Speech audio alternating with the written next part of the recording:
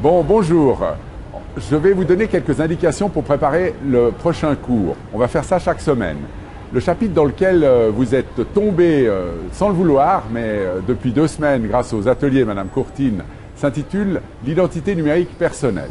Alors pour parler de ça ensemble, pour avoir vraiment un thème de discussion, je vous demande de lire 3 articles pour la semaine prochaine. D'abord un article avec un titre un peu provocateur, « La vie privée serait-elle un problème de vieux con ?» En fait, c'est une analyse sur la gestion désinhibée de l'identité numérique par les digital natives et qui fait une comparaison avec la liberté sexuelle, la révolution sexuelle dans les années 60. De nombreuses pratiques à risque ont été évaluées à cette époque et depuis, elles ont été régulées. Est-ce qu'on n'apporte pas l'identité numérique de la même façon dans les années 2000-2015 ? Puis un autre article que nous aimerions vous faire lire, le guide e-portfolio. C'est donc un manuel qui va vous aider dans le délivrable de ce cours. Et ensuite, un 3e article, c'est un article un peu en marge d'un cours d'informatique, puisqu'il s'agit d'un texte d'un psychologue, du docteur Serge Tisseron. D'ailleurs, Serge Tisseron est un personnage très intéressant. Il a fait sa thèse de médecine à l'aide d'une bande dessinée. Je vous suggère d'aller regarder sur Wikipédia pour vous renseigner sur lui, parce que c'est un personnage original. Et toujours dans le but de préparer le cours de la semaine prochaine, encore 2 choses à faire, 2 vidéos à lire. D'abord un talk de TEDx que j'ai donné en 2013 sur le e-portfolio, et puis une autre vidéo également qui présente ce que c'est qu'un e-portfolio que vous trouverez sur Cyberlearn. De nos jours, avec la société de l'information et Internet, il est très difficile de ne pas avoir d'identité numérique. La réputation de bon nombre d'entreprises se fait sur Google, mais la nôtre également. Il est donc intéressant de savoir ce que l'on dit de vous sur Google. Est-ce que c'est vrai l'histoire qu'on raconte sur vous sur Google ? C'est bien fort possible, mais vous avez déjà été regarder ce qu'on dit sur vous sur Google ? Absolument pas. Non, c'est une chose intéressante. Vous devriez, parce qu'on s'est aperçu qu'on parle de tout le monde sur Google et souvent on ne maîtrise pas vraiment cette situation. Moi, je suis tout à fait d'accord avec vous. Tu as déjà été regarder ton nom sur Google ? Oui, une fois. Ouais, qu'est-ce que tu as trouvé ? J'ai trouvé mon Facebook. Voilà. Mon Instagram et mon SoundCloud. Ouais, excellent. Et tu savais qu'on raconte plein de choses sur vous sur Google ? J'imagine. C'est vous qui l'y avez mis ou bien ? Non, je crois que c'est les autres. Ouais. Et ça vous dérange pas ? Écoutez, ça me fait un petit peu peur là maintenant que vous le dites, mais ça me dérangeait pas jusqu'avant.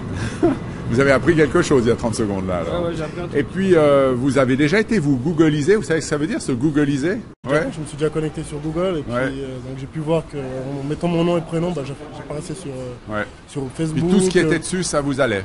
Ah bah non, ça m'allait pas. C'est pas normal qu'on puisse accéder à mon identité, on peut tout voir. Ouais. C'est pas normal. Alors qu'est-ce qu'il faut faire ? Vous avez une idée ? Je pense qu'il faut tout simplement pas créer de compte sur Internet. Tout ce qui est sur Internet, c'est visible par tout le monde. Mais c'est drôlement difficile, hein. Absolument. Combien vous avez créé de comptes sur Internet, vous, depuis que vous utilisez Internet ? Alors Google déjà, je suis sur Google, YouTube, Facebook. Ouais. On peut aller comme ça, à mon avis, jusqu'à 20, ou 30, ou 40. Voilà, vous y exactement. croyez ? Ouais, c'est vrai. Ok. Et déjà tapé votre nom dans Google ? Ouais. Et qu'est-ce que vous avez trouvé ? Que des histoires vraies ? Que du bon ? Moi, j'ai retrouvé sur moi, il n'y a rien sur moi. Il n'y a rien sur vous. Non. Donc c'est très bien. Ouais. Et vous, vraiment rien ? Non, il n'y a vraiment rien, parce qu'il y a beaucoup de gens qui ont mon nom, je crois. Est-ce que vous savez ce que c'est que l'identité numérique ? Non. Et vous ? En fait, c'est chaque fois qu'on fait quelque chose sur Internet, on laisse des traces. Ouais.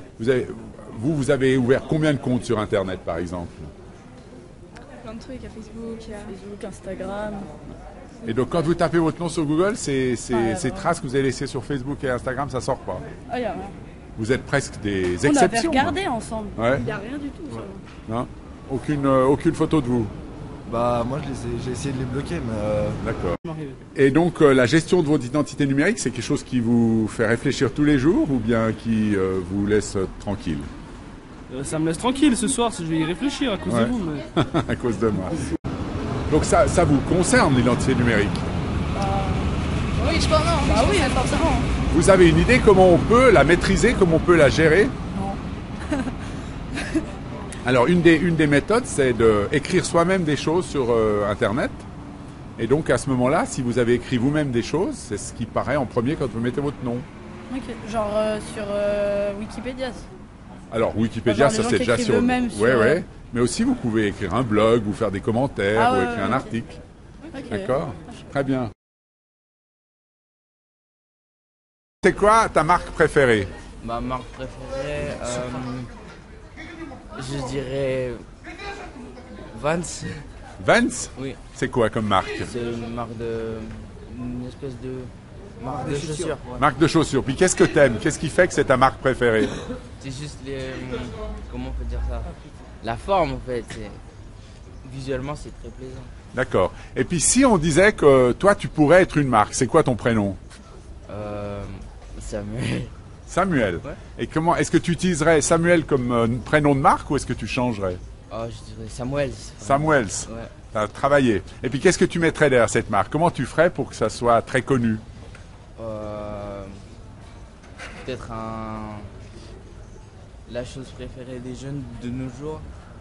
Avec le nom, par exemple, je sais pas. Vous achèteriez la marque Samuels? Oui. Oui, pourquoi? Parce que voilà quoi, c'est un ami. C'est un ami. C'est un ami. Ah oui. D'accord. Donc en fait, on fait un cours sur le personal branding, c'est-à-dire l'exploitation de sa propre marque. On part du principe qu'il n'y a pas que les entreprises qui ont des marques, mais aussi les gens sont eux-mêmes une marque. Donc dans les interviews qu'on a fait tout à l'heure, on a parlé de la marque personnelle ou du personal branding. C'est un bon outil pour gérer son identité numérique. Le personal branding, c'est en quelque sorte, comme pour une entreprise, gérer sa marque personnelle en donnant des indications un petit peu marketing. Quelle est votre singularité personnelle? Quelle est votre vision à 5 ou 10 ans? Quelle est votre valeur ajoutée? Quelles sont vos références? Et quelle est la cible? Quels sont les gens que vous avez envie de rencontrer? Donc la gestion du personal branding, comme le e-portfolio, sont deux outils pour bien gérer son identité numérique. Un outil très performant pour gérer sa marque personnelle est donc le e-portfolio. Le e-portfolio est plus qu'un outil, c'est aussi une démarche, c'est presque une méthodologie. Et donc vous l'avez compris, un des délivrables de ce cours sera votre e-portfolio. Alors la question qu'on peut déjà se poser, c'est à quoi sert un e-portfolio? Un e-portfolio, ça sert par exemple à trouver un emploi, ça sert à gérer sa formation, également sa documentation. Ça sert aussi, si on dépasse simplement la publication, mais qu'on prend en compte la réflexion sur soi-même, ça sert à apprendre à mieux se connaître, ça sert à développer sa confiance en soi, ça sert à développer ou à étudier ses propres compétences ou bien ses qualités. En quelque sorte, le e-portfolio, ça sert à vous développer et peut-être même à rejoindre une communauté. Encore une chose avant de terminer cette vidéo, on va vous demander de vous créer un compte sur la plateforme Twitter, un compte individuel. Et on va aussi vous demander de vous abonner au compte HEG-en-bas e-culture, disponible ici en bas de votre écran. On va très régulièrement utiliser cette nouvelle fonctionnalité sociale que nous permet aujourd'hui la technique, c'est-à-dire la multilatéralité. N'hésitez pas à aller voir la définition de ce terme via Wikipédia. Et voilà. Vous l'avez compris, nous avons décidé de jouer la solidarité pédagogique. Vous l'avez capté, nous avons décidé d'être égalitaires. Ce ne sont plus seulement les professeurs qui préparent le cours. On ne va pas être tout le temps les seuls à bosser. Mais maintenant, les étudiants aussi vont préparer les cours. Ça va être votre tour et ça va devoir cravacher sec. On se retrouve à la semaine prochaine pour tester la chose. À la semaine prochaine, vous avez intérêt à être tous là.